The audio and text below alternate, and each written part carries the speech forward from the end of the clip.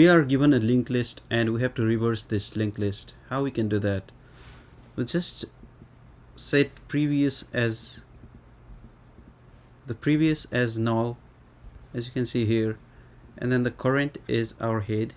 As you can see here, this is the head. And while we have current,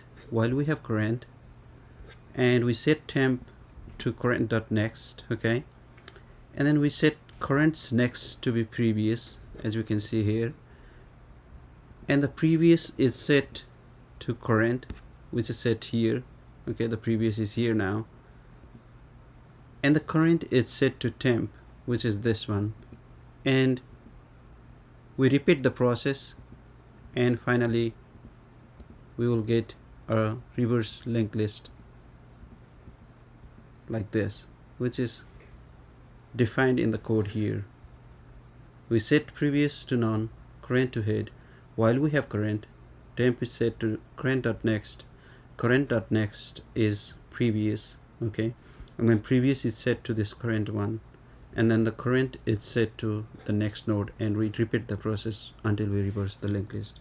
Hope it helps. If it helps, just hit like, hit subscribe. I want to grow this channel a lot.